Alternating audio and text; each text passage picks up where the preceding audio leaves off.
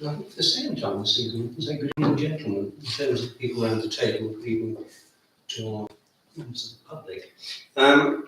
Planning committee meeting tonight. First item is to receive apologies. We've had apologies from councillors Chesser and Fuller. Do we accept those apologies? Yeah. Yes. The next item on my agenda is in fact an item from the previous meeting, because Brian Alden actually addressed this last time. So if you're writing off the originally published agenda, that isn't happening. In terms of representations from interested parties, I'm not sure if one or other or both of you at this point want to speak, but I know that, at least I'm assuming, you're here in connection with the 3 Benfield Court. That's correct, yes. Would one or other or both of you like to speak? I'm speaking. It's Carol. I'll open the floor to you. Thank you. This summary represents the objections of the Benfield Court residents and Benfield Court Management Committee to the planning application for the alterations to 3 Benfield Court. Fundamentally, the significant proposed changes move from the current very sympathetic design of the 8 houses that are adjacent to the Amble Conservation Area to a purposely modern industrial look that involves all the windows being changed to black metal frames and a significant amount of other black metal structure, including fencing and privacy screens, being added. New doors in a contemporary glass finish at both the front and back, and a large metal grille to the front. To the rear there is considerable change of design, with full height glass doors and windows running nearly the full width of the property on both floors, or both the first and ground floor, with excessive black metal railings. This strikes a jarring, brutal and disjointed and industrial aesthetic to the neighbouring houses, which currently maximise natural stone and white casement windows, giving an architectural symmetry to both the front and rear of all 8 properties. This is a particular issue, noting that the Council's Amble Town Design Statement of 2018, which emphasises the importance of the view from the southwest approach via the Stoke Doyle Road. Quote, "This approach provides arguably the best view of the town from any aspect," and go on, "any extensions and developments to the existing architecture should consciously maintain the landscape setting. The view of the rear of Benfield Court is a major visual to those entering the town via the Stoke Doyle Road. The major aesthetic changes to number 3 are in violation of this. Internally, there are significant structural changes that require specialist party wall and structural design engineers related to the multiple new load-bearing beams. This work has been commissioned, and there are significant risks of damage to the foundations of the shared 4 terraced houses. The changes to the front also remove a garage, which causes access and parking pressure. Changes also reduce the existing privacy to neighbouring properties. The garden terrace at the back is raised by 0.6 metres, which causes substantial issues regarding access to drains and manholes that run across the rear of the property that serve 6 other houses. It is above the existing damp course of the 3 adjoining terraced houses, making them liable to the ingress of damp and damage.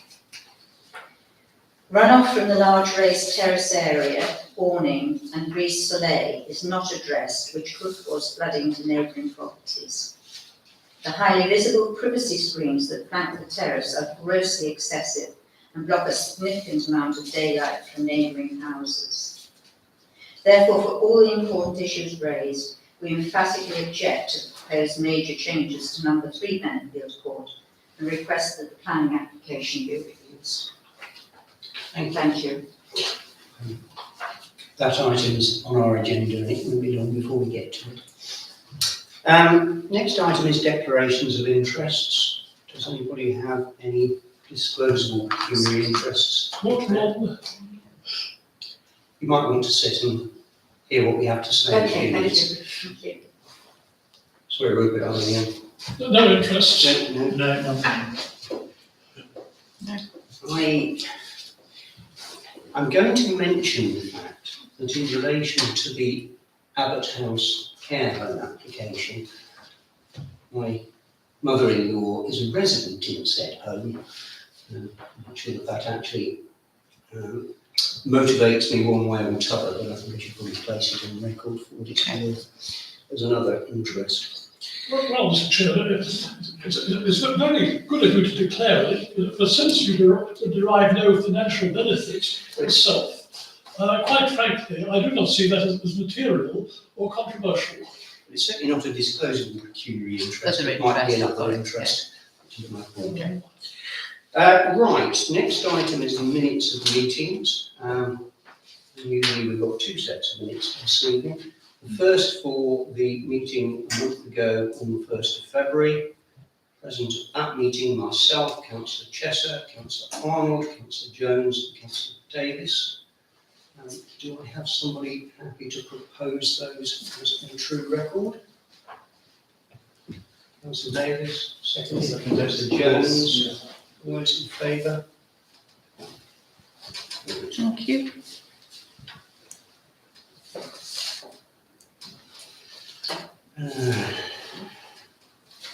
Bear with me.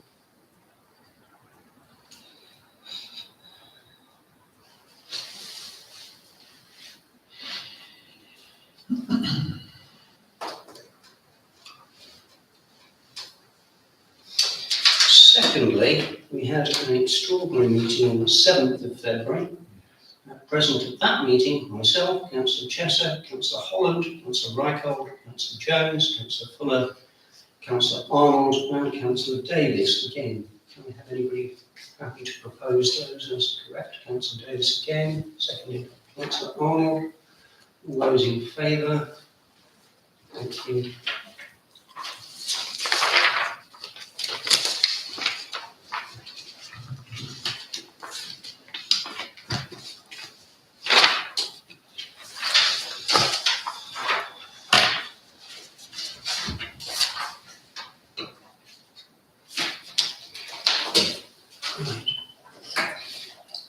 Prior to the meeting, I suggested that we may potentially take items out of order and look at the items later on in the agenda, since I'd asked councillors generally to attend. However, on the basis that only one councillor who's not a member of this committee has attended, and in view of the fact that there are two members of the public interested in a specific planning application, I propose to stick to the agenda order and deal with the planning applications next. The first of which is 3 Benfield Court. Councillors will recall, no doubt, that as recently as the meeting on the 1st of February, we actually looked at this application.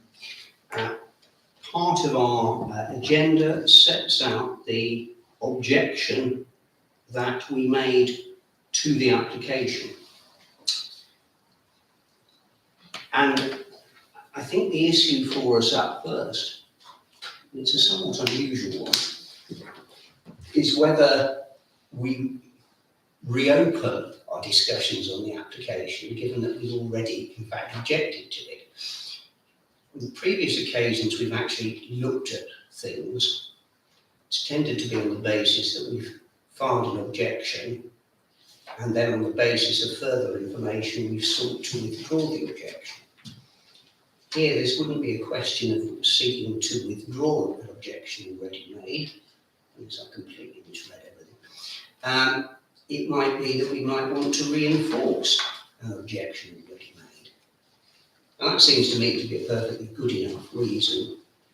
And of course, what we didn't have available to us at the meeting in February was input from the local residents management committee. Would seem to be somewhat inconsistent there for us not to at least want to take that on board. Probably more than just listen to what they have to say. We may or may not want to go beyond that and look again at our objection. Because whilst we objected to the alterations and the impact visually at the front, we had said we didn't object particularly to what was being planned for the rear. And of course, we're now aware that the management company isn't happy with the rear any more than they're happy with the front. Now, we've heard a presentation about it. I think everybody has also had a copy of both the personal letter from Mr. and Mrs. Daver, the occupants of number 2 Benfield Court, but also the letter from the Benfield Court Management Company, albeit I noticed that Karen Daver is the director of that company as well. And they make specific points with regard to the rear. They suggest, perhaps in line with what we said about the front, is that the alterations proposed alter the appearance of the block as a whole. At the moment we have a block which is, they suggest, largely homogeneous, it's all muchness, and if this goes through, there's going to be a property that, my words not theirs, sticks out like a sore thumb. Now, they also make some further points later on in one of their letters about if permission is granted, they may need to have a fairly tight management control, bearing in mind that they've been working in a pretty confined area, which has impacts on any kind of machinery or vehicles being stationed immediately outside the property, because it won't only impact that property, but it will impact at least some, if not all, of the other properties in that block. So, bearing that in mind, I guess the question is, A, do we think that it's right to reconsider it? And B, if it is, do we want to add to, stroke alter, what we've already said? So first of all, any views on whether we should even consider it? Councillor Davis. I think we need to consider it on the basis that from the information we was since received, which talked purely about the back and how that looks out over the Stoke-Door Road, I think we got it right in relation to the front, and we just felt that looked horrible. But I do think we need to consider it on the basis of how that looks from if you're coming out from Stoke-Door Road towards the bridge, and what that looks like as you're looking at it as a whole in terms of the whole development. Anybody demur from that view? Yeah, kind of.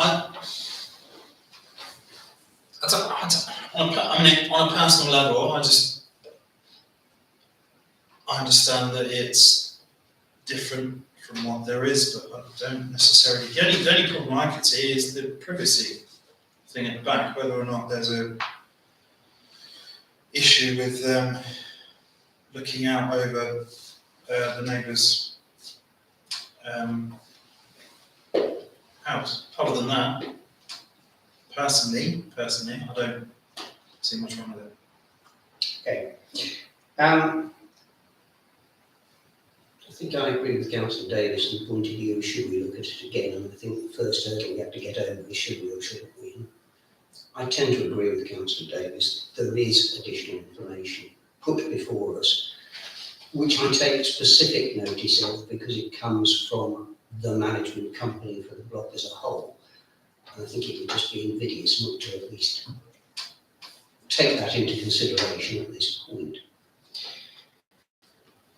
But as yet, we've had two slightly different views expressed. Councillor Davis, who I think, by extension to saying we should look at it again, is also saying maybe we didn't pay enough attention to that. And I am conscious of the reference that was made to the 2018 design statement. Now, it is part of our own policy, not surprisingly, to try to ensure that wherever practicable, the design statement is being followed. Where it's been drawn to our attention that it's suggested that it isn't, and we haven't factored that in, I think again it pushes us in the direction of looking at it again. So I think we will consider it again, which then means we've so far got two I'll say slightly differing views. I mean, I think Councillor Arnold would perhaps say restrict any additional comment to we need to be very careful about whether or not there is an overlooking issue, because if there is, it will need dealing with, it can be dealt with, and if it can't be dealt with, it shouldn't happen at all. Yeah. Would I I agree, fairly paraphrase that? Is there anything else you wanted to add, Councillor Davis? Not at the moment, no.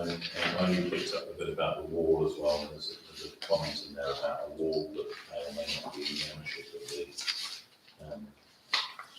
the applicant in terms of removing something, which is another. I think the difficulty with that is Yeah. it's probably not a planning grant. Yeah. It's a strange phenomenon, but actually the plans don't take into account BG points on private rights or even indeed necessarily disputes over ownership. They simply look at the plan as a plan on a piece of land. Councillor Jones, do you have a view? I would agree that we should look at this again. I think it would be, wrong to, on the emergence of new information, not reconsider our views.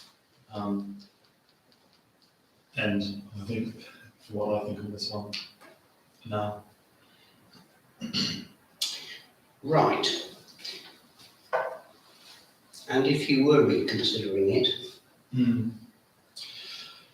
Well, how, if at all, would you wish us to alter what we've already said? I would be of the view of the sheer force of the additional information I can see seems to be in favour of a full-blown objection. I think convincing reasons are presented.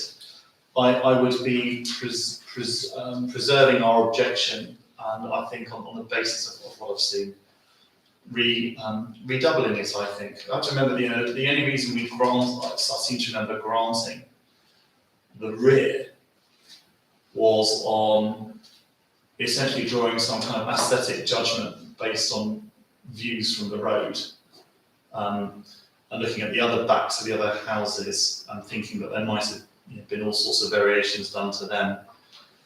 We didn't have all of this additional information like what's been presented today, or the objection on the page. And I think the design, you're quite right in your statement about the design, the 2018. What's the word I'm looking for? The design. The design statement. The design statements. So, we have to maintain those policies. So that's why I think I would support objecting, redoubling our objection. Okay. I mean, looking at the way in which our original objection is framed, it starts, the council does not object to the proposed rear extension, but does object to it. Now that counts as an objection. Yes. It is an objection. The question is whether the objection is, if you like, revisited and beefed up. My view perhaps would be to go back to NNC, in fact, and say that if at the time that we had considered this application, we had been aware of the representations made by the Benfield Court Management Company, we would have probably endorsed their comments, not only as regards the front, which clearly exercised us, but also in fact with regard to the rear of the property.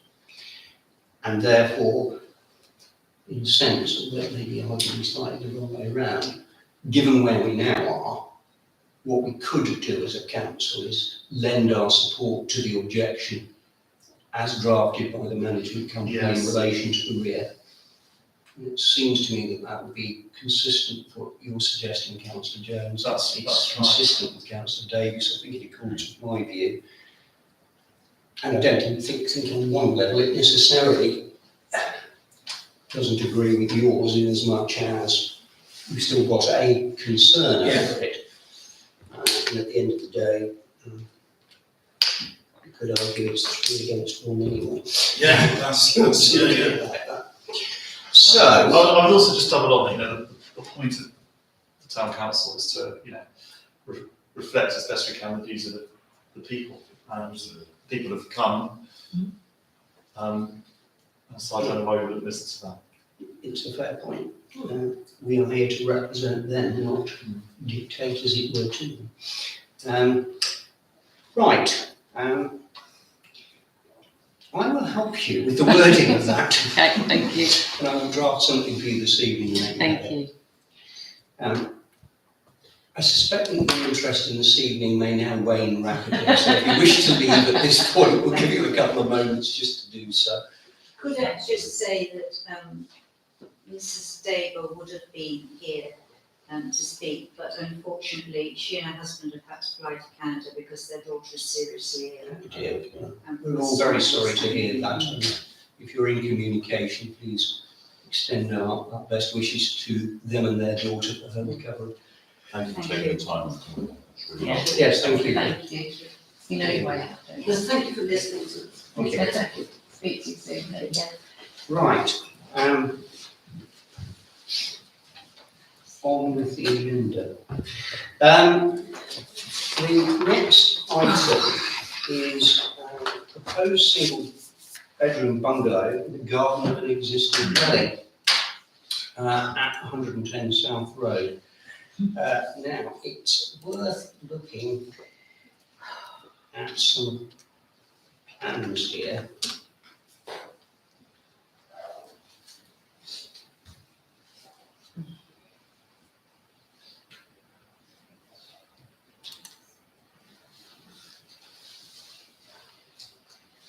I think if you can find the site plan, This one here, Application panel for I think the site plan's superseded. probably better. This one, If I remember it rightly. So, yeah, if you can just pull it up a bit for the moment. So you'll see that to the immediate east of this property, in fact, it's Danvers Close, and running sort of at about the same frontage to this, in fact, Newman Road. This proposal isn't inside of the conservation area, but it lies close to it. The actual bungalow will be some distance from the nearest property to the east at 9 Danvers. It'll be brick built with concrete roof tiles, windows and doors in UPVC, which essentially match the existing dwelling at 110. Ridge height of the bungalow is 4.4 metres, keeping it comparatively low therefore relative to other properties. According to the design and access statement filed with it, the dwelling will be built as a sustainable home exceeding current building regulation standards and national space standards, and designed to suit older persons or persons with a disability. No mature trees are going to be harmed or removed. All hedging, frontage and perimeter hedging will be unchanged, although some ornamental coniferous trees and shrubs are going to be removed. Also, some hot standing and fencing will be removed, replaced with lawn and shrub planting.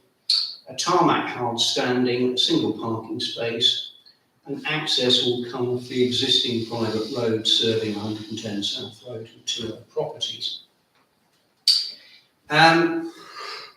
The only relevant comment I found at the weekend was Highways, who just made what I might call the general point, saying the access should be at least 4.5 metres wide over the first 10 metres, with compliant visibility space. Parking space will need to comply with their requirements of being 3 by 5 metres.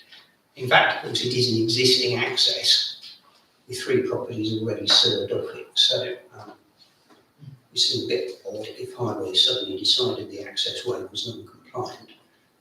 Whether they would have an issue with the car parking space, I don't know, but the little drawing shows a car neatly parked off the road, and there would appear to be plenty of space, it seems to me, around it.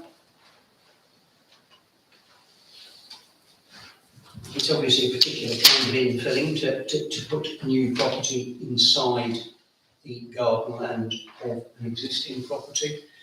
I think within the design and access statement, they make quite a bit of play about the fact that there aren't many properties of this type available in the town, therefore it kind of fulfills a need.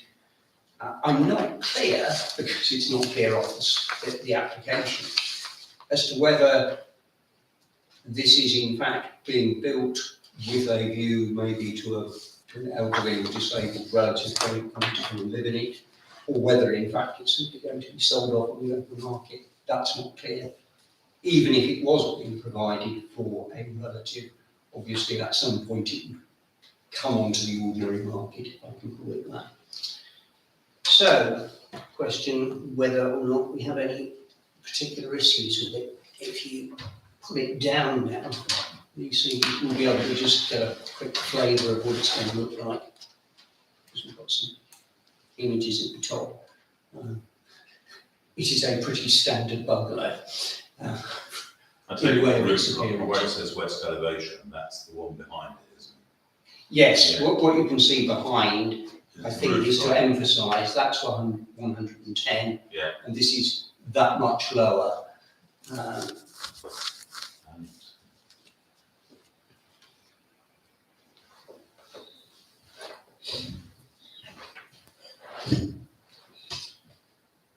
Do we take the silence as amounting to nobody has any great objection to it? Well, they're going to cut down some lovely trees. By the looks of things. It's interesting because the design and access statement says that they're not. They're not, does it? However, the application. It says young trees, I think, rather than mature trees. Yes, you're right. The wording is no mature trees when cut down, so I suppose that could mean that some younger trees could be. Which may explain why on the application form itself, where there's a little box which you have to tick if in fact you're going to be taking out any trees, etc. That is ticked. Yeah, I mean, we could obviously make the point in responding to it to say that if the tree officer had any objection to the plan on the basis of the trees that are going to be removed, then we would object. That could certainly be tacked on to an response. I mean, that, you know, I'm glad it's another bungalow to a degree. And not another sort of, you know, premium property. Presumably, well, we don't know what, not the intentions matter really, but they may well keep it or they may well put it on the Yeah, market. as I said, Matter. it's not clear, but in the No. end, from a planning perspective, it doesn't really matter whether this is coming on the open market or it's not coming on the open market. The question is whether it's acceptable to build that property in that location. And there's parking, is there? Looks like there's Yes, I mean, there's parking, Yeah. they say, for one vehicle, Mm. which is, I think, within the design standard Yeah. requirements, if you like. What about the person that lives behind us? There's been no objection from, there's a bungalow, that will be a bungalow built right next to another bungalow looking at the site. I think that they suggest that there's 6 metres plus between it and 9 downwards. So they're not really particularly on top of each other. If it's on top of anything, it's relatively close to 110, which is the The house is sort of built. dominant property, if you like. Yeah, Well, they're obviously not going to be, clearly aren't worried about having this bungalow there, or they wouldn't be applying for planning permission for it in the first place. yeah. So, okay, that picture on the right is quite useful, isn't it, actually, at the bottom on the right? Yeah.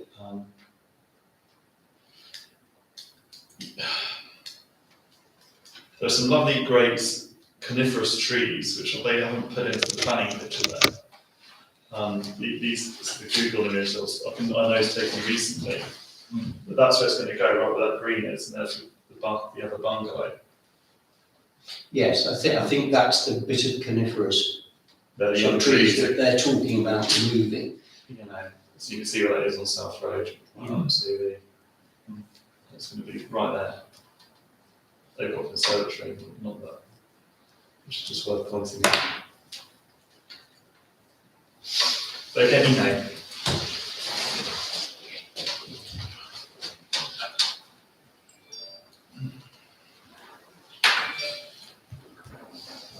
Right. I think it's a shame to lose that greenery. That'd be my the Lord source bit. I agree, but I would say, I think this is actually really good use of land that is already there, Yeah. and it provides a type of housing that isn't necessarily being thought about too much in the new sort of development. So I Yeah. think it's considering, I share your, worries about the trees, but this is, in a way, I kind of think this is the sort of development we should be promoting, because it's making use of land that is already there rather than, and it fits No, I think you're right. very smartly. Or shall we put it then that we do not object unless the tree officer would object to the building on the grounds that it, of any interference with existing trees? So it's something along those lines. Yes, I would think so. And that seems to be the concerns that both of you Yeah. expressed. But I think we're actually, Although the apart looks from of that, I it, think we're relatively happy with they're it. not particularly rare or special trees, Oh, no. they do all come down, so. I would be staggered if the tree officer had the slightest worry So about it. on I mean, those yeah, it's a shame grounds- to lose a bit of green, but, So on those grounds, I would need to put it to the tree officer then. okay. I'm Well, as I say, I don't think the tree officer would have any Yeah. worry, so I'm quite happy to leave it. In which case, it just seems to come down to no objection. So, yeah, no objection. Okay. Talking of trees, 91 Blackburn Road. When I first saw the number, I just thought, where's that? It's George. And it's trees. And as usual with applications about trees, when you actually go on the website, I wouldn't even bother, Lisa, to put this up. The information is really stunningly lacking. There is an application form on there. There's a little hand-drawn diagram. But in terms of the wording, the application says fell the cherry tree because it's dead, fell the sycamore because it seems to be a decline. What I would have hoped for would have been sight of some report by a tree surgeon saying the cherry tree is dead and the sycamore is in a bad way and they need taking out. Now, okay, the cherry and the sycamore are not the most special trees from the point of view of we should be fighting for retention. But on the other hand, our general policy is we need convincing that trees need removing. And the fact of the matter is there is no evidence of that with this application on the portal, even though the application forms make clear that if you're saying that trees are diseased or dead, you should supply some evidence of it. But I can't see that there is any evidence of it. The walnut and the crown reduction will just seem to me to be effectively tree husbandry, and I, on the face of it, have any great issue with it. The question really is whether we say that unless the tree officer agrees that these trees would need felling, we would object to them being felled. We don't object to them. So why not? Tree works to the walnut. Do I not remember, was it Brian who came and spoke to us? Yes. Saying that, if the tree is dead, you don't need to ask for permission. I might remember that being said, but of course they have asked permission. Well, I think if it's a TPO, you would still need to Yeah. ask permission. Well, yes, maybe it's coming up dead. Everyone's expecting, obviously some evidence to be provided, otherwise anybody who wants to get rid of trees Just under say it's dead. TPO, just say it says it's dead. I would like to see evidence, yes, I think, because that's a lovely site It's a very leafy site with some. Well, right, yes. um, So, I think what we'll therefore say is that unless the tree officer agrees that it is necessary to fell one or other or both of these trees, we would object.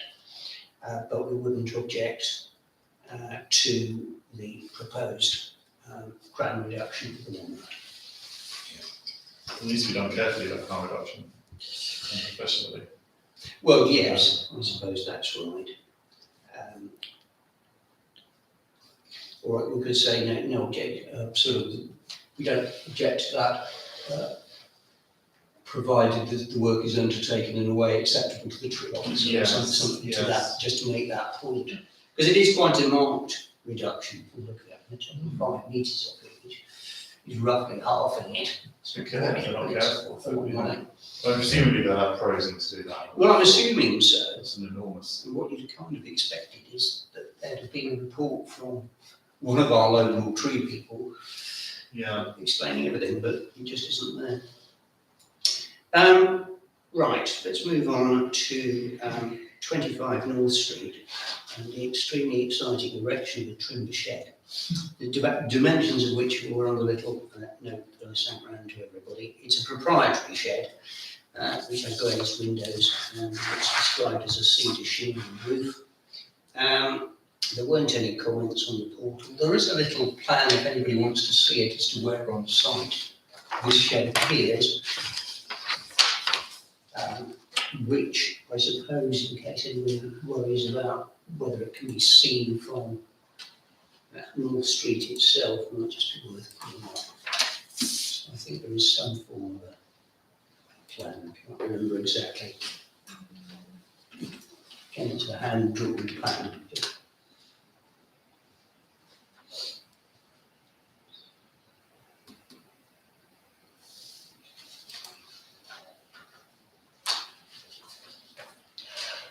Location plan, would you say? No, I think it's the site plan we want to go to. There you go. So there we go, proposed shed. And so it appears to be some distance, shall we say, from North Street, behind all the properties of North Street. So I don't think you'd see it at all. Well, decently out of sight. Yeah, And I can't it's see very great there. any obvious reason for us to have any issues with it. No, No objection. Right. Before I read into this next one, my hackles rose instantly because I thought, not another retrospective application in respect of the old town hall. Surely Fine and Country, of all people, shouldn't get it wrong. However, it's not quite as clear cut. Unfortunately, some kind person decided it would be a jolly joke to super glue up the lock of the door. And effectively, it wrecked the door. And I think they may have also actually had a go at it, so the frame was damaged. They also had a go at a window, which then needed to be replaced. And that's, if you like, where their problems started, because of course they undertook the work and then thought about it. Oops. Actually, this is a listed building, we should have got consent to what we were doing. And so they've asked for it retrospectively. There is a design and access statement. It describes it as necessary repair work and renovation. It basically explains what had happened. And they describe the replacement door as a close facsimile of the former door that's been finished in black after installation. And what they've also done in dealing with the window, they took the opportunity to replace a small area of timber flooring with another area of timber flooring, and create a way of getting windows out of there rather more easily than had been the case when they came to replace the one that was damaged. I think that's the best way of putting it. there were no comments on the portal when I looked at it. And whilst, as I say, I would normally say, well, we would be deploring the retrospective nature of the application, I feel slightly less exercised about even referring to its retrospective nature in the particular circumstances.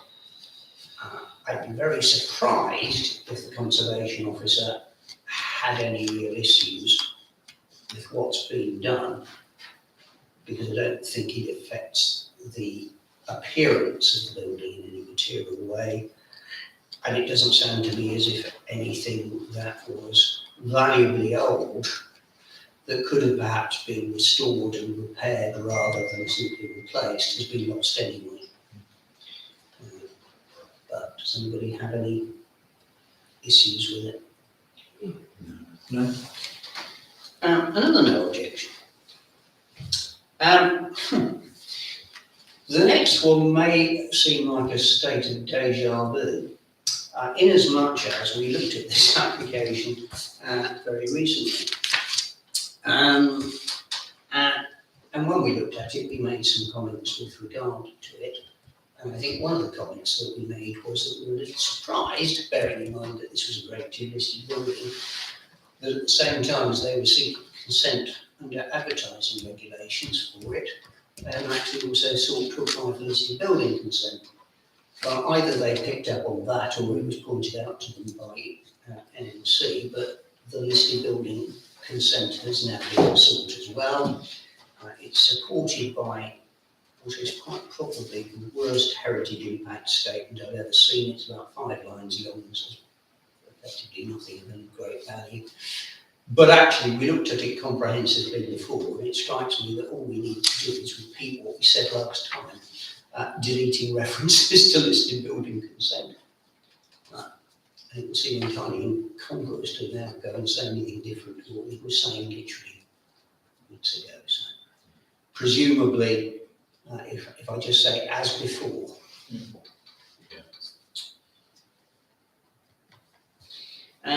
All right, takes us on to Abbott House.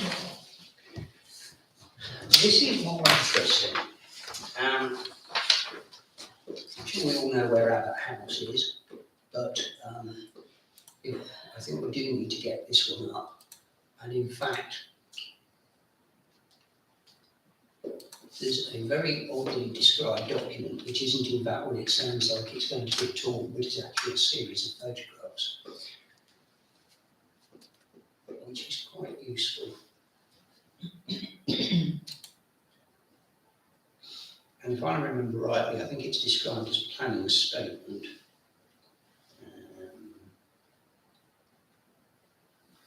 That one. Yeah. If I remembered this correctly. Yes. And essentially, it's photographs. And here we have a nice sort of Google Earth map showing on the face of it the property. Actually, it's wrong.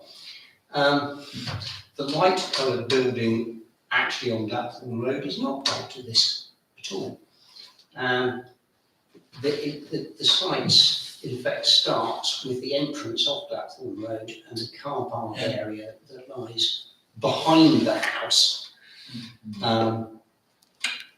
And then in what we're going to call the sort of bottom part of the site is the existing building. And of course, on the frontage is the old building that is still there. Yeah, that's Now, if you move on to the next one, that simply shows you where all the photographs that then follow are taken from. I'm not sure that necessarily they help hugely to look at those photographs, so I suspect we're all relatively familiar with it. But of course, the plan that's underneath shows that this site backs onto Flettonfield. Now, there's a planning history. And the planning history is that in 2018, an application was put in for a 20-bedroom extension on 2 floors. And I looked back over the minutes of our previous meetings and found our previous comments, which I included in our briefing note. And we objected to that application, which then was refused by ENC as it then was. Right, just leave that one up for a minute. And the reason we objected was the height and overall size of the proposed building was unsuitable for the location and out of keeping with any other structure in the town. The building would have an adverse impact on a number of important historic buildings in the immediate vicinity, and there wouldn't be adequate parking on the site, which would result in cars being displaced onto Blackthorn Road. And there were potential overlooking issues for surrounding residents and the Oundle preschool who occupy Fletton House, in other words, downstairs, and whose playground space will be completely overlooked by the proposed building. One way the applicants have got around that is to come up with a single-storey building, which immediately removes those overlooking and scale issues that we were exercised about before, and which indeed, remarkably, similar objections that we raised to the proposed McCarthy and Stone building on Blackthorn Road, which of course is the subject now of an appeal because ENC refused that one, which we objected to. And we made all sorts of points about that one and its overall scale and being out of keeping and impact on the rest of it. What you can, of course, see in that picture is Magdalen House, which is grade 2 listed, and is the property that is at the back, if you like, of the car park out here. And of course, if you go across Fletton Field in the opposite direction, you go to the Memorial Gardens and the Oundle School Chapel, which is also listed. What seems quite remarkable about this plan is that if you look at the two-storey structure on the extreme right of your picture, that is the existing building. And currently, the rooms on both the ground floor and first floor look out over the garden area that is part of a house. If this is built, as you will see from that impression, they're going to put some planting in, but they're also going to have this single-storey building. And in essence, all the ground floor rooms will lose their view into their garden. And the upstairs ones will obviously have their view impacted by it. And of course, the amount of available garden space is reduced.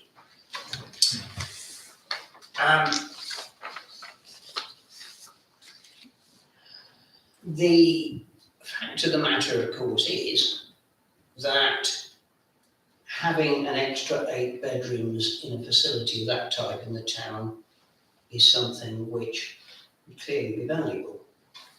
There is an identified need for that kind of accommodation, which provides residential but nursing care. And in terms of the actual building, we could look at some elevations and so on if you want to. It's a pretty unremarkable building that is being proposed. There's nothing particularly offensive is a strong word, but what I mean is that there's nothing that you would make you look at that and instantly go, oh, goodness, there's a real issue with this, in the way that there was with the 2018 application, because of its, as I say, height and scale. It'll be brick built. As you will also notice, it would be flat roofed. That is in contrast to the existing building, which has a pitched roof and slate tiles.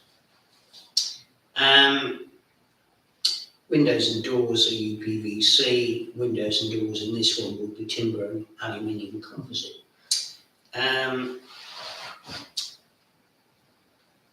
The other point that I would make is this.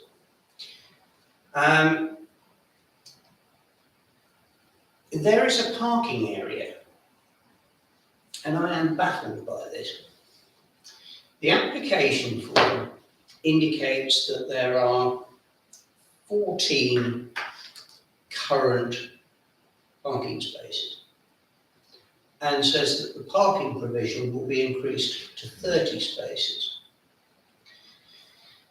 which would of course also met one of our other grounds of objection to the earlier application, which was that there wasn't going to be enough parking for the 20 extra rooms that they were proposing. But actually, there are already 30 spaces down there. Yeah. I'm assuming, however, that 16 of those spaces that are part of the area in question are for some reason currently disregarded. But if you drive down there, and obviously I've been there on a number of occasions, there's just a big car park area. Yeah, it's got Yeah, a but big And space. with plenty of parking across what appear to be two bits of area. So I'm slightly puzzled. They talk about extra parking facilities. I'm not convinced there are extra ones, but it seems to me that there are plenty of parking spaces. I think they're redesigning though to make the. Yeah, I found it slightly difficult, I have to say, to follow, rather as indeed with some of the drawings on this are really not very, very good. They're redesigning the car park to make it fit the size of the car parking spaces on that first, as you go in on the right hand side, the first bit. They're doing the block there, which is the 16, and then the bit after that, which is already there, I think it's the 14, Yeah. 30. I think you're right, Chair, I think there's already 30 spaces, but they're actually making it more aesthetically Okay. pleasing, I think, for that. Maybe that's the explanation, it was quite difficult to follow. Of course, you can't get over the fact that Magdalen House Grade 2 listed is shown in that picture. But there is, I suppose, a clear difference between having a quite large two-storey building in that location and having the single-storey and flat-roofed building that is being proposed. And it looks to me as if this application, albeit that it's been a long time in the gestation, bearing in mind that the original one was turned down in 2018, but it looks as if they've looked at the grounds for refusal, which I think probably largely mirrored our objections, and have thought, well, single story, that's going to knock out some of the problems, flat roof, that would knock out some of the problems, make sure that we've got plenty of parking on site. And then it seems to me that although if I was a resident in there and in one of those ground floor rooms, I'd be a little upset that my view has disappeared. Of course, actually views aren't something you can take into account in planning terms, but I suppose what you can take into account in planning terms is that a facility for elderly persons to have a significantly reduced amount of garden area may be something of an issue. In an ideal world, it would have retained its garden area, but you can't both retain the garden area and at the same time create your extension. So there we are. Question, does what is now proposed, and if anybody wants to see the elevations and things, that obviously they're there, but is what's now proposed sufficient to meet our earlier objections to a very different plan? Or do we still have any reservations or concerns about what's proposed?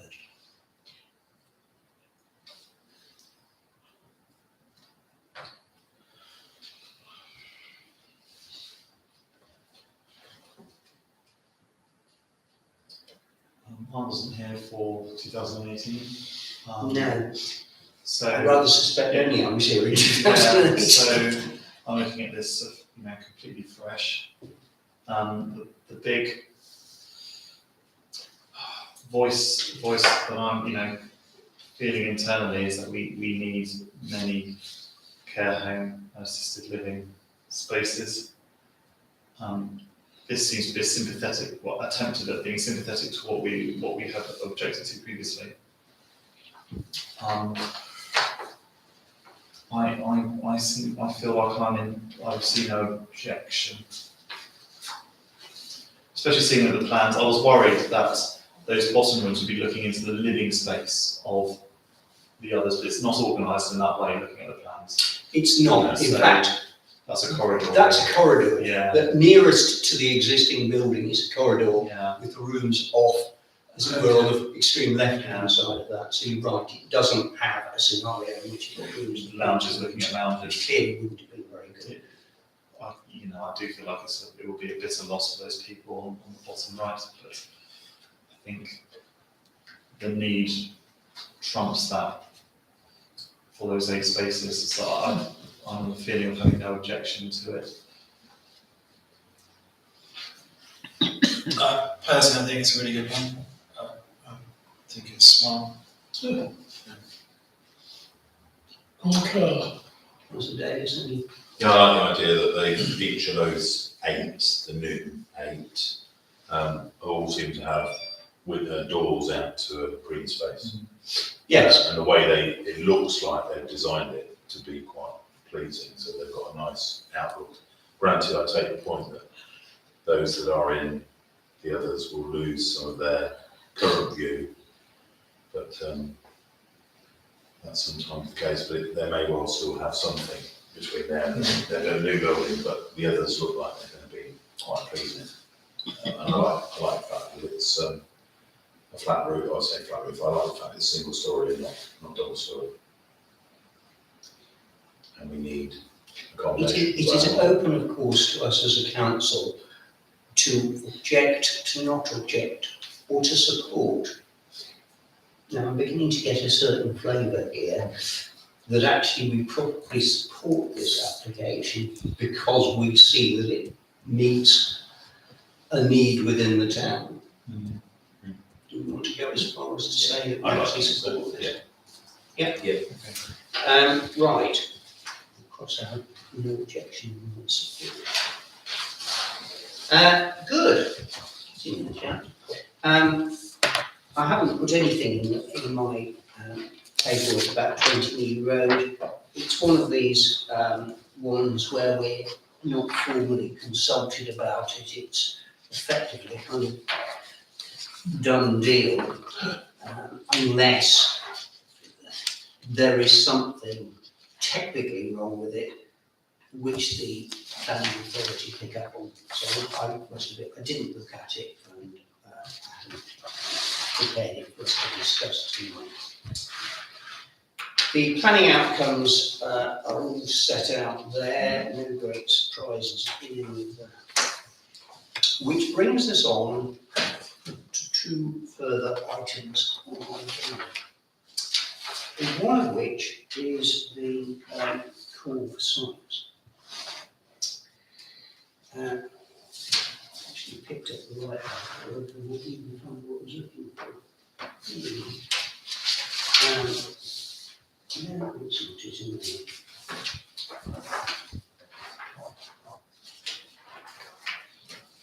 Let's talk about what's to say. Somewhere I think I've got printed out.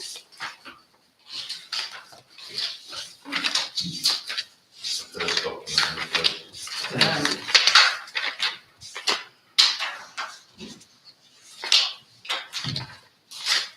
If I did print it out, I can't remember. Is it the email you sent me? Yeah, anyway. I was sure I'd seen it earlier. That's it. That's it, yes. Well, no, I've done with it, so I've got too many bits of paper on my, in front of me. Right, yes.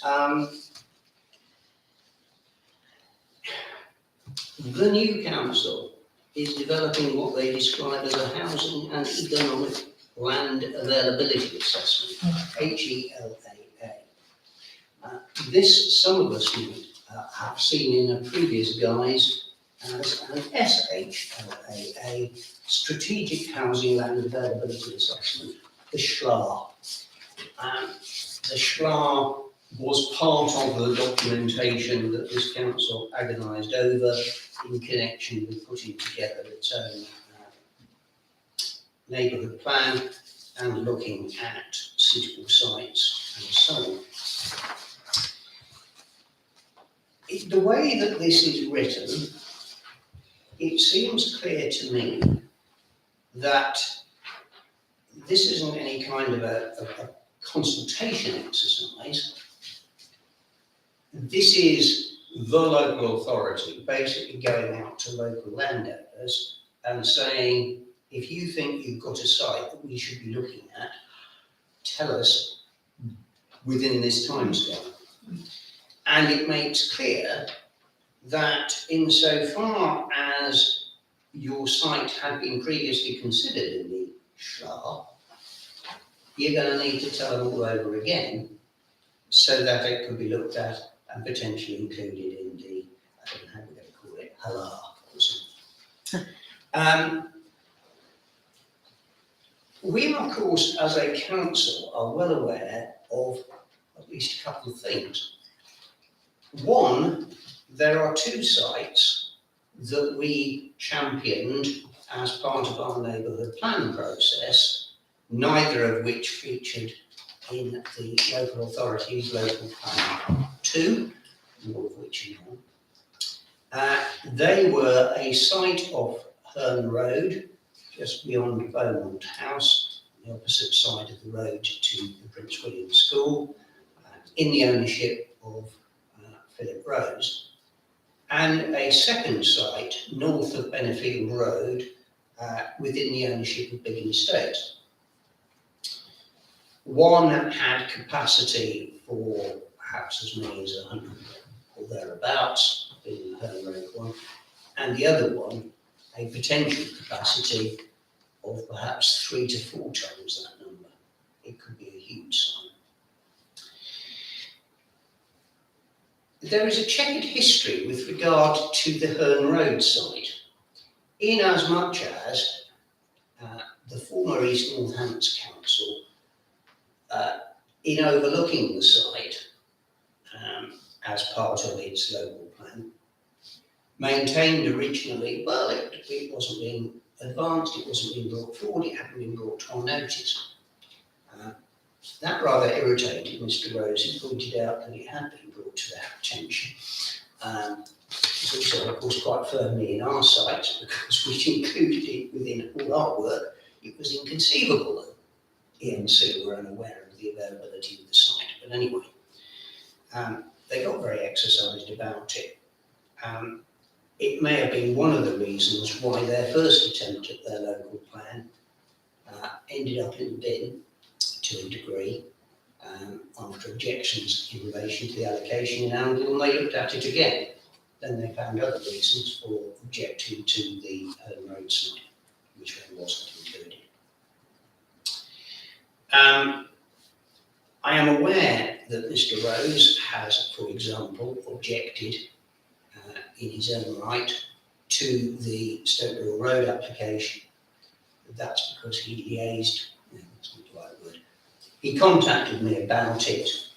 I showed him the council's objection to that site, and he subsequently sent me his objection to that site. Of course, one may argue that one reason why he might want to object to that site is that if it gets knocked out, it might make it easier for him in due course to bring forward his own site. My point would simply be this. I have no idea whether Mr. Rose, for example, is aware that this is happening. Given the past history of matters, I think it would be a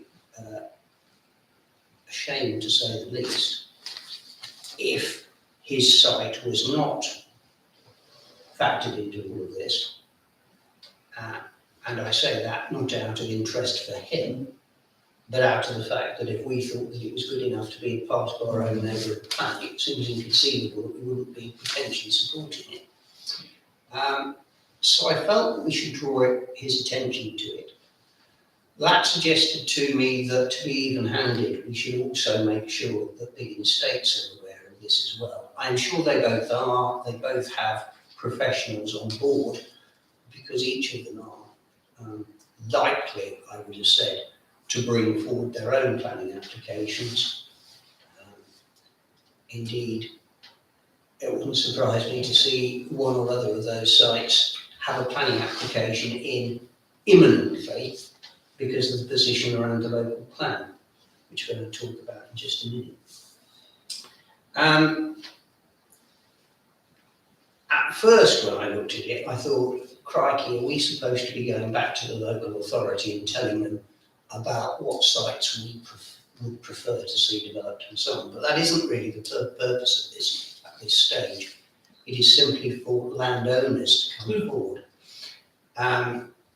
Now, again, I think it's inconceivable that Angle School, who have some interest in developing some land of their own off Benfield Road, aren't going to be aware of this and so on. Although, again, if we're going to tell one potential developer about it, since we've been made aware by Angle School of their interest in developing some land of Benfield Road, I think we either tell everybody or nobody. So I'd be inclined to say, look, if we're going to tell people, we could tell them as well. That then leads us to consider the Bearton estate. They are the owners of that piece of land that lies between the Stoke Doyle proposed development and Warren Bridge. They are the people who, according to David Wilson Holmes, wouldn't talk to them, wouldn't engage with them, and didn't want to be part of a joint planning application, and haven't been part of that planning application. But we know that they have interest in due course in bringing forward their land. And so, again, there is a question, do we try and contact them? Chair, isn't there the other piece of land that's Benfield Road where the allotments are? Funny you should mention that. I was just about to say that, of course, if you follow that through to its logical conclusion, there is the site of Benfield Road that is known as Miller's Field, that's in the ownership of the Miller family, where existing allotment provision is. We've seen plans for the development of that. They were keen for that to be part of our neighbourhood plan.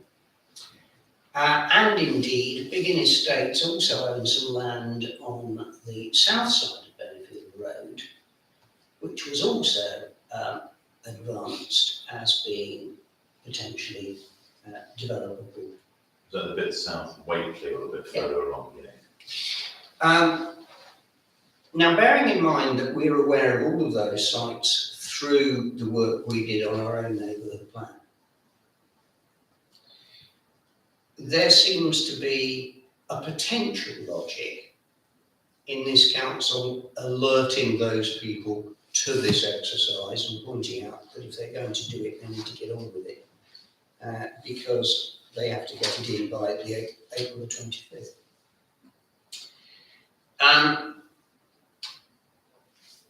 Clearly, in due course, we're going to see the work on that assessment, and doubtless there will then be a consultation on it, and then we can express views about particular sites.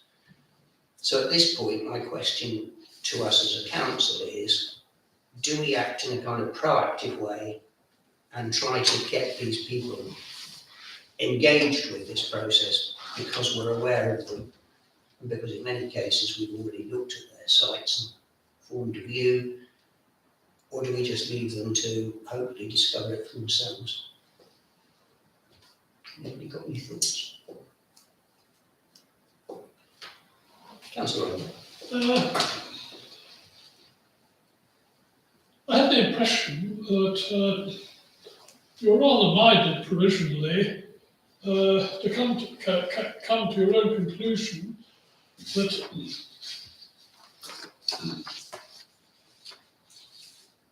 it will be for landowners to identify particular sites. Like, and therefore, any comments we did decide we should make would be completely on the sidelines, and they could not inhibit or stop any landowners putting in for planning permissions, which would then have to go through normal channels, including touching down here with us as statutory consultee. Therefore, subject to whatever views our colleagues here may have, I think, frankly, we should just give a little return. In other words, putting it a bit more politely, not for us at this juncture. Well, I agree that in terms of whether we should be contacting an NC, the answer to that is no, because this isn't appropriate. It's not what they're asking us to do. They're simply making us aware of it. My point was, is it in this council's interests to make certain that people who have sites that we know are developable and might want to develop it, to ensure that they are aware of this process and participate in it, so that when sites come forward, we have the best possible range of sites to consider. It may be that other sites will be advanced as well, for all I know, outside of any of the ones that we talked about. Although, come in again, please. With great respect, I'm pretty certain that the people at NC who issue these call-ups will be well aware that, at least put it this way, generally aware of who owns what in both the Northamptonshires, and therefore will logically target them with queries as and when they think they should, for various reasons, and there are a number of reasons we think of. And furthermore, people who own land, frankly, want to maximise its value, and therefore, unless they're into agriculture, they will be devising good grounds for putting in planning applications. So there's the point that you're worried that they might not know if this call has been put out, is that the economic solution? Well, it is partially because of what happened in relation to the Learn Road site, Yes. where the former ENC seemed to have excluded that site, claiming that They didn't hear about it. the owners of that site had not put it forward for development. Right. Now, in fact, I am as sure as I can be from everything I've gleaned that he did, and they simply made a mess of it. And it was really because of that experience that I thought, well, should we go and do it? And is it actually in our interests to ensure that people with land that we're aware of that is potentially developable and so on, particularly land that we've looked at as part of our own neighbourhood plan exercise, actually come forward for the reason I said, to ensure that we get the best possible choice then to look at. Sounds to me like there's three possibilities then. Either we do nothing, we directly ask individuals or remind them of it, or we put out something more broadly. I don't know, maybe in our section of our the magazine that comes out once a month. I don't know if they will go to these people, presumably it will. It's just a note saying that there is this call for land, and please be aware of this. What's the date? 25th of April. Yeah, My reservation about that might get too many. is that we are aware that within the town there are a lot of people who are concerned that we've got too much development already. Yeah. And if they perceive that the town council is going out there trying to drum up, as it were, get more sites and so on, that they might kind of get what could arguably be described as the wrong end of the stick. My interest in it was simply to try to ensure that those sites that we were aware of that had potential had the best chance of being included within the assessment to give us the broadest opportunity to look at and consult on in due course. It wouldn't in any way be wrong of us then to go to individuals that couldn't. I don't see how it could be. I mean, all we're doing is making them aware of something which I suspect They're aware of anyway. most, if not all of them, will actually be aware of, but just in case anybody isn't. What would be the form of our raising awareness? Would it be a letter? Well, I suppose it may simply be that we have, I finally found it, just because it's covered up with other papers, but we did receive that missing.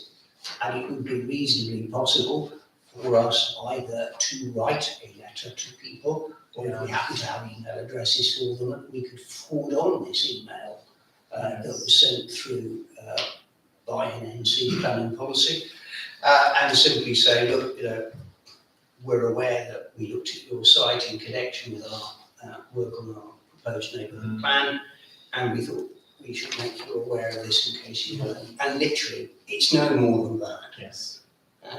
Not to suggest support for any particular site or sites or otherwise, but just simply to make people aware of it. So, Mr. Chairman, that I think is very clear cut. Puts the ball firmly into the various landowners' courts and leave them to take the next step. Oh, We absolutely. will have done our duty, openly and fairly. So we're meant to be a conduit, aren't we, in both directions? Yeah. Yes, so let's do it by way of a simple covering letter over and a signature, adding on the And it can either be, appel from NNC site seekers. yes, whether it's Emma, Lisa or myself, or the mayor, I don't think it particularly matters, but, it's just that something comes Well, up. seeing as you've had that experience as well, I think it would be wise to do so. Does anybody have a, The only thing I would say is, from my understanding, I think I'm right, so if the current proposed developments for housing go through, does that not mean we're well over the 2031? the short answer is yes. Right, so- However, it looks to me as if this is almost the next stage of looking at beyond 2031. Oh, yes. So more. I think I think there's going to be an element of, by the time that local plan part 2 has gone through its next stage, which we're about to talk about, certainly in relation to Oundle, it's out of date. Yeah. And identifies nothing going forward. Now, I would be the first to be extremely alarmed if the end result of this was to see further significant development in Oundle between now and 2031. Yeah. On the other hand, we can't, in a sense, stop the process. They are going to undertake this assessment, whatever. Our opportunity to comment will be when they've completed that assessment. I have no idea how long that's going to take them, but knowing how long these things take, probably a fair old while, then they're going to have to go through a whole consultation process. It's not going to be a quick exercise. No, but that is 9 years, I mean, that is. I think that what you're going to see is, even if the local plan part 2 is adopted shortly, I think that NNC will have somewhat learned its lesson, that its failure to review, for example, the rural Northampton and Thrapston plan in a timely fashion has arguably led to 1 or 2 issues, and therefore reviewing their own local plan and looking at land availability, need, and all the rest of it may be appropriate. What we can't judge is whether there's any likelihood that the joint core strategy itself will be revised in a way that increases the numbers between now and 2031. Right. What we do know, or at least insofar as if you can rely on what the Daily Telegraph reported the other week, is that it appears that the government is on the process of junking the planning reforms that it was looking to introduce, which were subject to an awful lot of criticism, and looking again at the way in which planning is to be addressed and planning need is to be assessed. So there's a lot of imponderables. So I don't think by indicating the existence of this, we are in any way to be taken, as I wouldn't want us to be taken, as suggesting, as I said earlier, that we are in favour of further development at all, because certainly I would have very grave reservations about any further significant development this side of 2031. Councillor Davies. Can I throw in the mix, just as an observation? Do we, as a council, in relation to this, at this juncture, do we throw in certain pockets of land that we own as a council? Well, i.e. Occupation Road, that piece of land that sits, that takes into account the tennis club, the bowls club, the rugby club, all the way down. The East Road car park, it says call for site. well, It puts a marker down. It's not saying that we are looking to develop it, but anything we own that could benefit the town long term. So that's well, what I mean, you're right in a sense to raise it. Having said that, it's very clearly part of our policy, or has been, that we would not be looking at letting go of any of the land that is currently used by our tenants for sporting facilities. Of course, you know, any such view is always capable of being looked at again, and it would be possible within the timescale for this committee to say to full council at the next full council meeting that full council needs to consider whether as a council we do propose any of our land for future development. It would enable us to look again at that policy and decide, do we want to apply for planning permission to build a lawn or royal recreation ground or the tennis club or what have you. Of course, some of those pieces of land are subject to long leases that would make them undevelopable currently anyway. I just think it would put us in a position where we actually make that decision, and then that decision's made, it's recorded accordingly, so that people say, why aren't you trying to sell that, and why should we actually have that debate? I think that's a really early. Right. So quite apart from anything else, we're going to ask that under planning at full council, we raise this full sites issue and actually ask full council to consider whether any land currently in our ownership should be proposed by us for inclusion. And if it comes back a firm no, it comes back a firm no, and if it comes back as anything else, it comes back as something else. That's the point. Right. Just one last thing. I don't know. I'm kind of trying to think from an outside perspective. If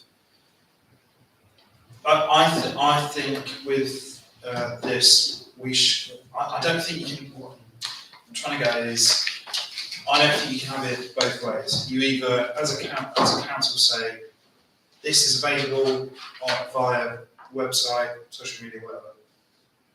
So you can apply, you know, or you kind of don't say anything, because I think there's a almost dangerous area, grey area of cronyism there, where you could, you know, people could say, you know, oh, you've told your person used to know that. I mean, I think it could be very carefully minuted if we decide to do it. And obviously, you know, we have to decide that. The reason I would suggest approaching particular people is because we've already been through a call for sites process ourselves. We know what sites came forward in response to that. They were considered in connection with the neighbourhood plan. There would be some sites that I very clearly wouldn't be going to. For example, in the strategic housing land availability assessment, one of the sites that was canvassed was the Gardens of Cofferel. Anything more crass I couldn't begin to imagine. You know, that's a Grade 1 listed building with grounds to match, as it were, and one person decided that it was a good idea to even think of including it in that document was very strange. Yeah, but at least, although that's obviously not an ideal place, but as a body, at least you can review that and say, no, yes, no. Whereas if you, I don't know. I just sort of think if somebody came up to me and said, oh this guy's got building and development, he used to be whatever. I don't know, it just strikes me as a little bit. Yeah, okay, I think I understand your potential reservation. I mean, I hasten to add that I think if any letter was being sent to these people, we would be emphasising the fact that the only reason that we're drawing it to their attention is because their site was considered as part of our call for sites and was considered as part of our neighbourhood planning exercise, and it is not to be taken from the fact that we're drawing this to their attention, that means that necessarily we would be supporting the residential or any other development of that piece of land. We can make that very, very clear as part of the exercise. Yeah, would it be easier to just, probably to help out Councillor Arnold, say something like, look, we are aware of these sites, 1, 2, 3, 4, in this meeting. And it was felt that we made a proposal that we were going to write to the people that own those land because they form part of previous neighbourhood plan work that the council had done, to show that actually we're trying to be open and transparent about those and what Northampton are trying to do. Is that something? Well, that's it. That's fair. Making sure that it is part of the minute, and that probably Yeah. means that when Lisa draws up the minutes, I'm going to have to see them to approve them. Yeah. Or at least to pre-approve them, as it were, as those that will then go out for approval by this committee at the next meeting. I think we need to come to a decision. So we definitely decided we're going to put it on our own full council agenda for next month, later this month, to see whether we as a council participate. Can I propose that we take the course of action that we said we thought we'd do, which is all those pieces of land, which is Herne Road, the land off Waitley, the Benfield Road owned by Big Estate, and Millersfield. They're the ones, aren't they? There are 4 key pieces of land that. Yeah, I think it would. Don't- But anyway, They're the 4. it's the sites that we incorporated into our neighbourhood planning that haven't already now been granted planning permission, whether as an outline or a subject of current planning application, what have you. All right, well, I've got a proposal for that. I'm happy to second it. All those in favour of that approach? Please indicate. Yes, provided we notify the owners of the land that we are reporting these. Otherwise, if the owners might think we were going behind their backs illegitimately, and that had breed mistrust and difficulties in communication thereafter. Yes. Well, That's part of you. I find it difficult to believe that simply drawing this to somebody's attention is going to cause a problem, but I'll work with Lisa on the wording. I mean, get them to realise that their old applications are timed out, they're not carrying over. Yeah. I mean, and it was that as well, particularly struck me that if somebody wasn't aware of that, they might assume that their land would be considered, it then wouldn't be, and we may be faced with a choice between 3 sites when we look at them and think, there's a 4th, much better site, why is it being considered? Oh dear, it got knocked out at this stage because and that would be a shame. In any case, nothing's going to happen in a hurry. The wheels will turn very slowly indeed, and we'll be made fully aware of any significant requirements. I have a feeling that this particular project will be exercising this committee for probably the rest of the life of this Well, particular council. over a period of 3 to 4 years, perhaps, yes. Right, one further matter on the agenda before we get to any other relevant matters, and it's the East Northamptonshire Part 2 Local Plan, which I said we would end up discussing. And the point is this, hearing sessions are now scheduled to begin on Wednesday the 6th of April at the former council ENC offices at Cedar Drive in Flaxton. Yes. And the point is that if a council wants to take part in the hearing in terms of orally, it has to tell the inspector by Wednesday the 9th of March, so that's a week tomorrow. And if it wants to submit any additional written submissions on top of those that we've already made, then we have to do so by Friday the 18th of March. Mr. Chairman, can I just interject the question? Can you confirm that we as a council, way back, did put in Regulation 19 representation? But we did indeed. We did, good. It was extremely critical. So did I, as an individual EN councillor, and therefore I've also been given the 3 options. And this morning I notified the programme officer that I wish to appear and speak. And you, Mr. Chairman, have a copy of my written representations. Yes, thank you for that, Councillor Runcorn. Of course, it's potentially open to anybody who participated in that in an individual capacity to do as Councillor Runcorn has done. In theory, you should be notified directly about it and could then participate in the way that Councillor Runcorn was seeking to do. The issue here for us is what, if anything, do we do as a council? The reality, of course, is that we were extremely critical of this local plan part 2 because we felt that the 3 sites that were being allocated weren't necessarily the best 3 sites to be allocated. Indeed, we didn't want to pursue either the site at Colchester Road, St Peter's Road, or the site of St Christopher's Drive in the end, feeling that we could come up with better sites that met the needs of the town. So we put in our objections. And of course, we're now in a situation where one site has both got an outline planning permission and has now recently received approval of reserved matters. That's the Colchester Road, St Peter's Road site. A second has got outline permission and has applied for approval of reserved matters, which I believe is still outstanding. That's the St Christopher's Drive site. And as we're all aware, there's an outstanding application to be determined in respect of the 3rd site allocated in the local plan, which is Stokesdale Road.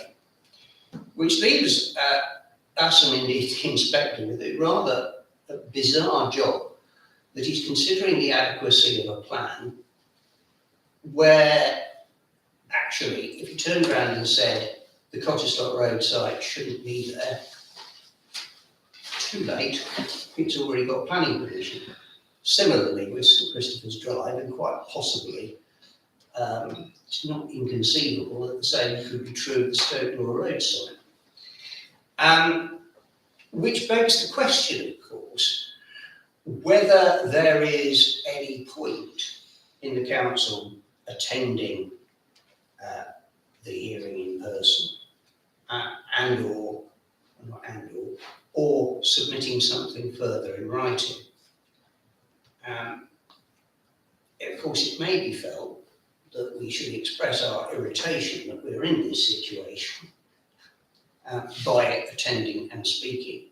and making the point that this is somewhat farcical in the circumstances, and that E&C jumped the gun by actually granting outline permissions on sites that the allocation of which, if you like, had not at that stage been through this process at all, and so on.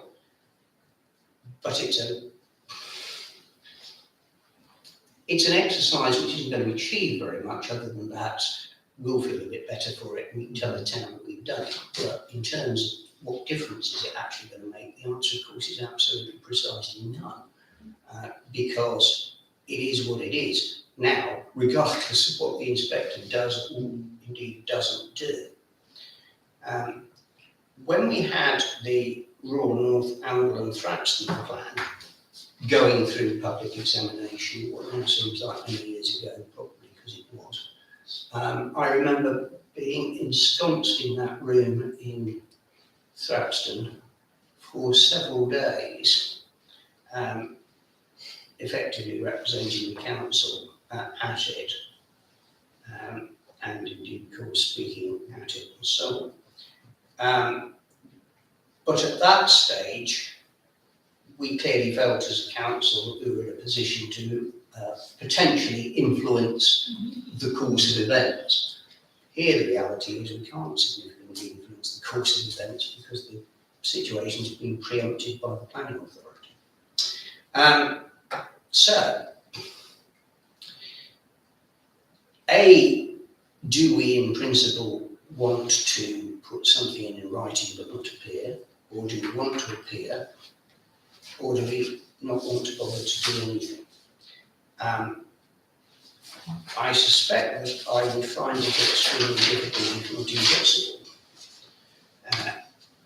to attend, certainly throughout. I may be able to attend a bit, I'm not sure, but it wouldn't be straightforward. Of course, it may be that somebody else from this committee would be A, available, and B, willing to go along and speak on behalf of the council.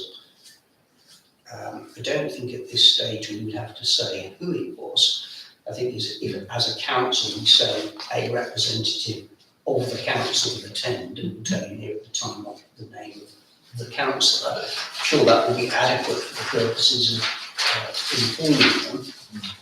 And amongst all the paperwork you've got, there's reams and reams of paperwork about what's going to happen, when, and how it's all going to be done, and all the rest of it.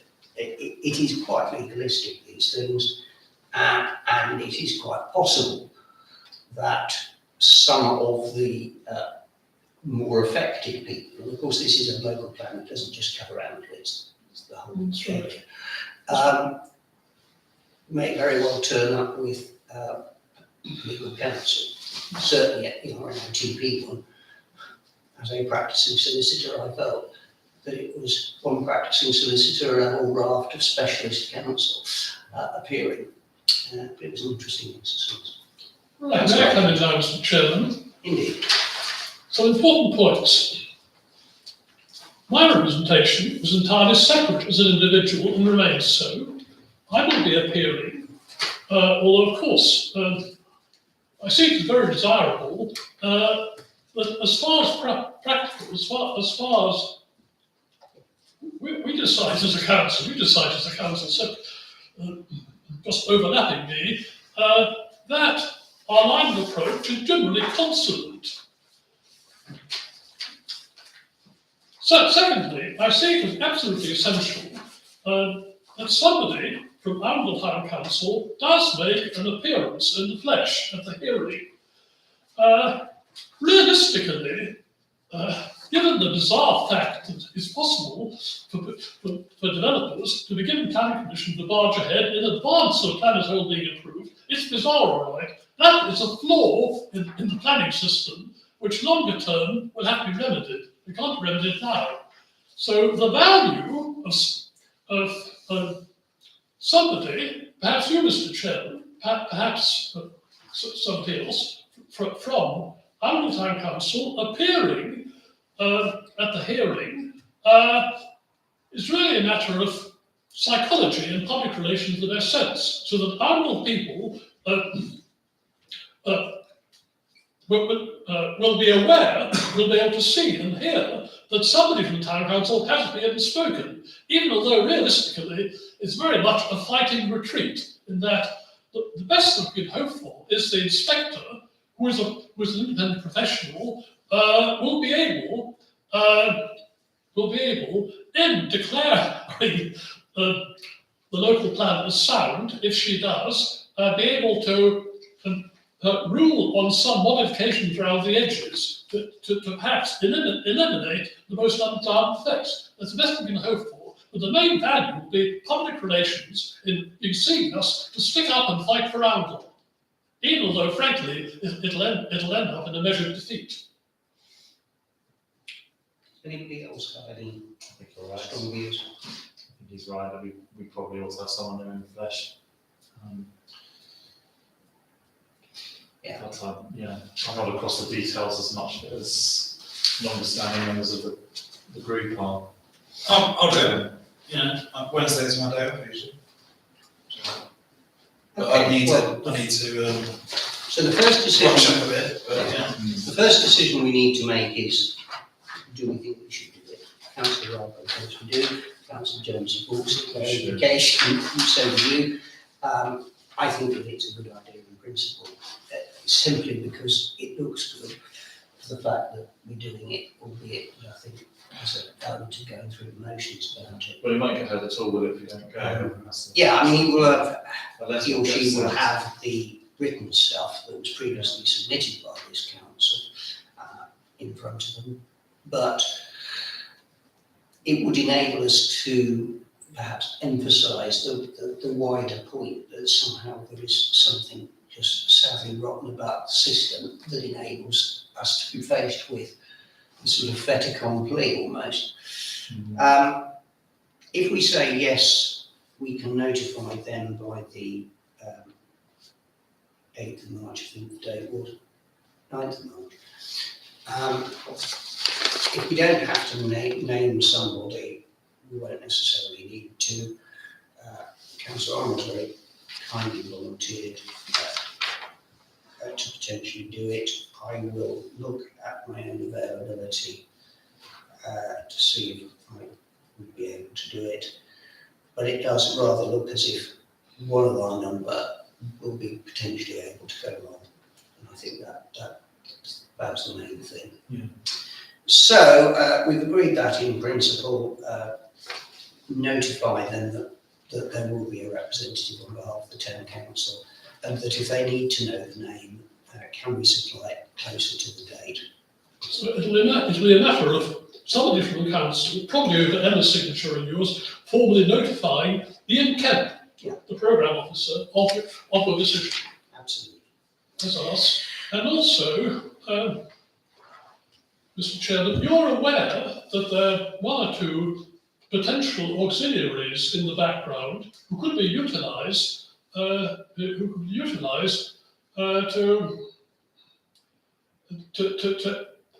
fill in any gaps and add supplements to your general line of approach.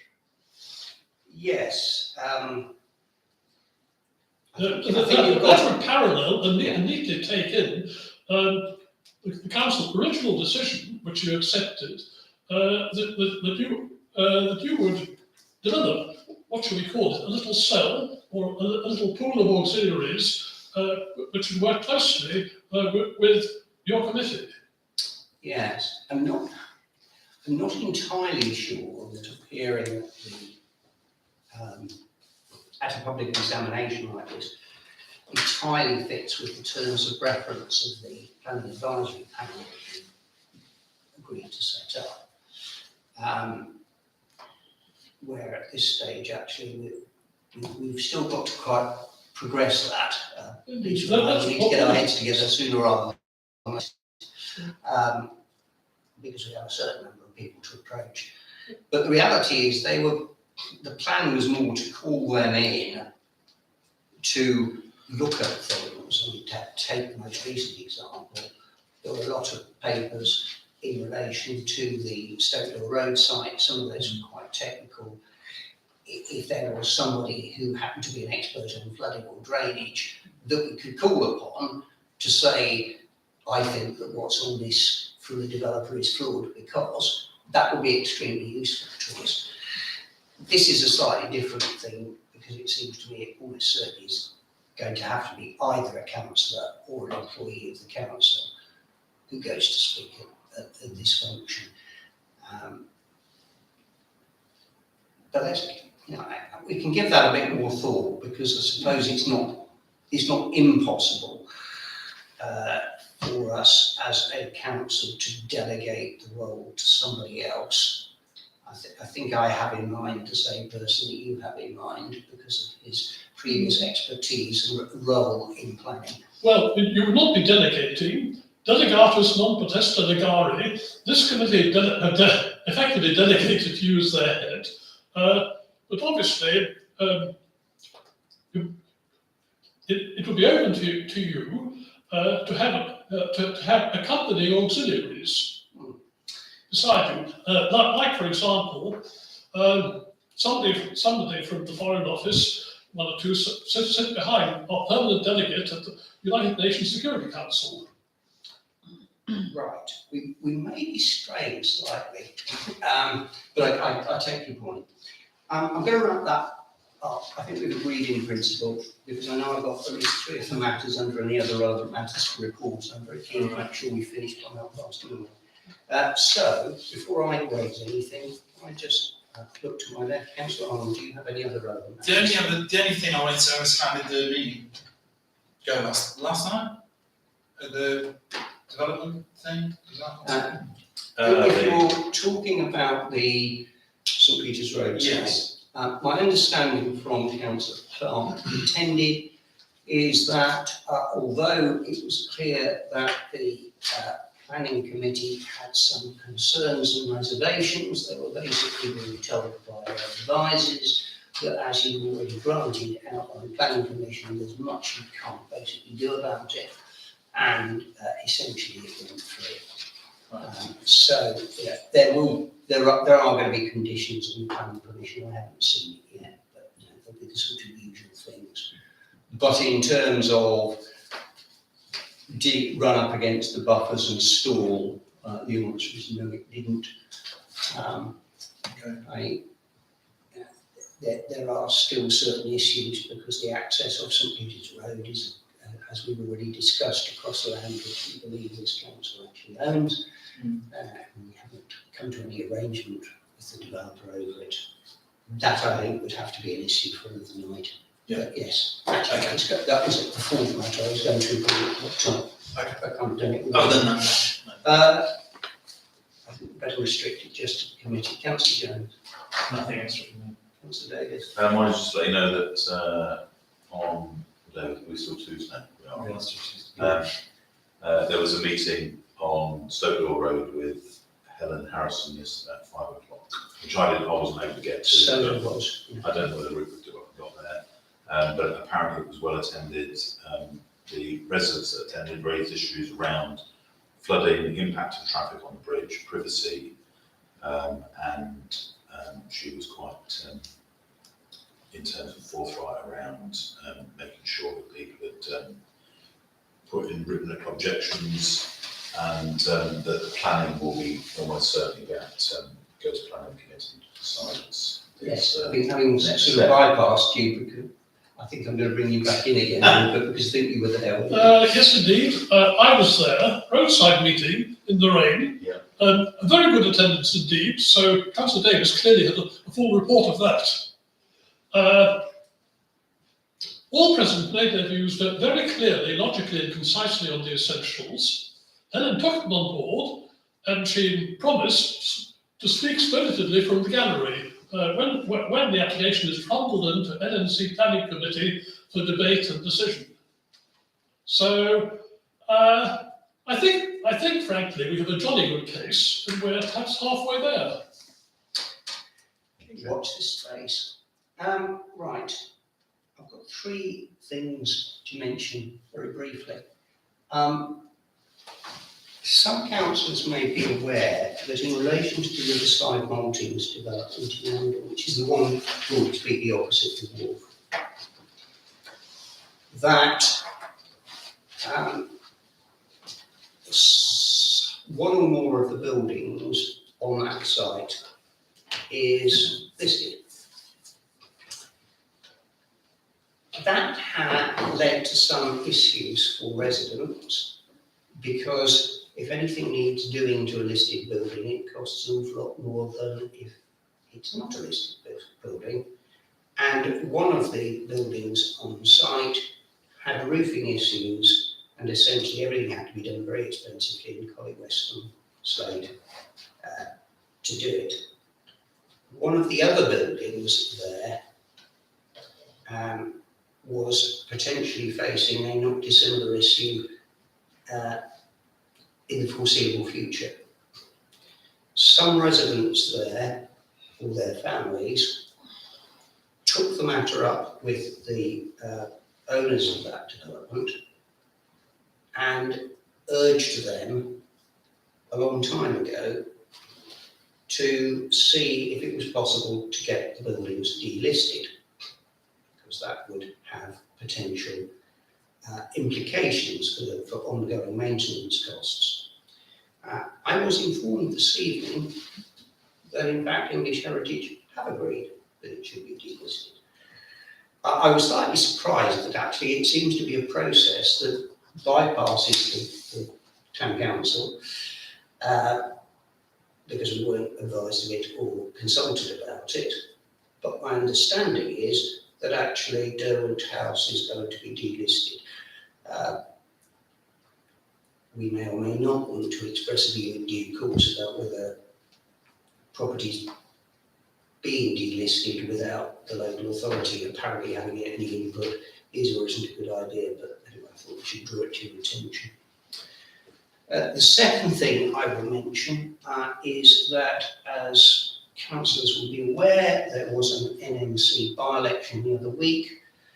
The successful candidate seems to have set off a bit like a train, in as much as he's been in touch with Councillor Clark as mayor in relation to certain matters. He's also been in touch with me. He was very interested to see, for example, what this council had said and done in relation to the St Christopher's Drive application. So we sent him copies of the responses we made to the original application and to the more recent application in respect of reserved matters and so on. Whether this is just new boy enthusiasm or what, I don't know. He certainly seems to be behaving relatively proactively. Having said that, I did say to him, we had this meeting this evening, he's not here, but nevertheless, you know, he has been in touch.